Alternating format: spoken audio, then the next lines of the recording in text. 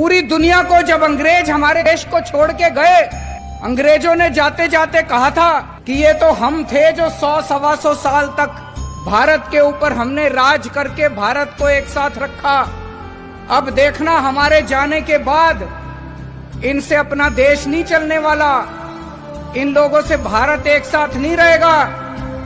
ऐसे अंग्रेजों को भी लग रहा था, पूरी दुनिया को लग रहा था।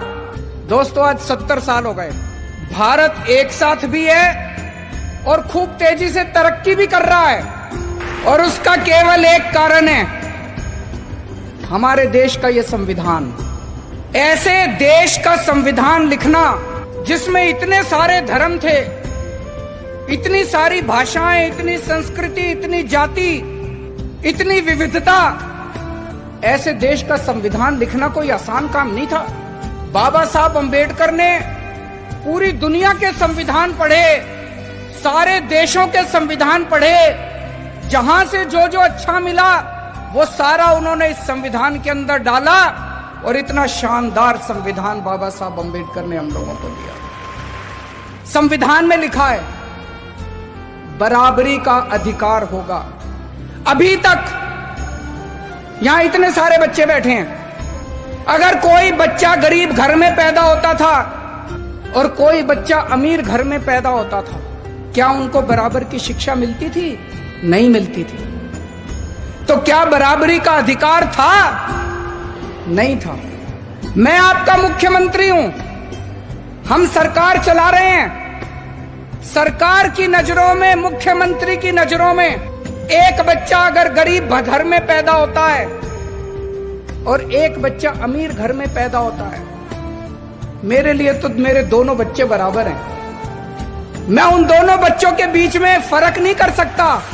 तो इसीलिए जब हमारी सरकार बनी, हमने अपने सामने सबसे पहला लक्ष्य रखा कि इस गरीब के बच्चे को भी अच्छी शिक्षा दिला के रहेंगे हम लोग।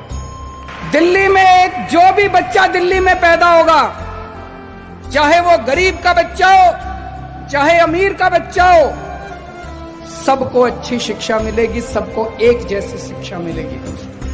आज 5 साल के अंदर हमने वो करके दिखाया। बाबा साहब अंबेडकर का एक सपना पूरा किया हम लोगों ने। हमारे संविधान में लिखा है जीने का अधिकार होगा। पहले गरीब आदमी के घर अगर कोई बीमार होता था, वो सरकारी अस्पताल में जाता था, सरकारी अस्पताल में इलाज का बुरा हाल था। आज दिल्ली के अंदर सरकारी अस्पतालों में वैसा ही अच्छा इलाज है जैसा प्राइवेट अस्पतालों के अंदर इलाज हो रहा है। लोगों को हमने जीने का अधिकार दिया। दिल्ली के अंदर हमने योजना बनाई, अभी तक अगर किसी का एक्सीडेंट होता था, कोई उसको बचाने के लिए नहीं जाता था, वो बेचारा सड़क पे पड़ा रहता था। लोग सड़क पे गुजर जाया करते थे, लोगों को लगता था मैं क्यों पचड़े में पड़ूं, मैं अगर इसको अस्पताल में ले गया तो अस्पताल वाले मेरे से पैसे मांगेंगे। अब हमने कहा है कि पैसे की चिंता मत करो, अगर कोई किसी का एक्सीडेंट हो जाए, जो भी उसको देखता है तुरंत उसको नियरेस्ट अस्पताल में पहुंचाओ। कितना भी महंगा अस्पताल होगा, सारे पैसे दिल्ली सरकार देगी। संविधान में लिखा है गरीबी दूर करेंगे।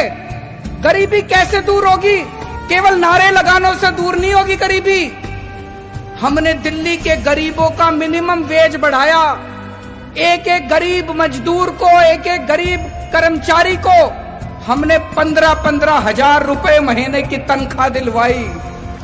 गरीबी तब दूर होगी दोस्तों। मुझे ये लगता है अगर ये बाबा साहब अंबेडकर का संविधान एक दिन के लिए अच्छे से लागू हो जाए, ये देश कहीं का कहीं पहुंच जाएगा।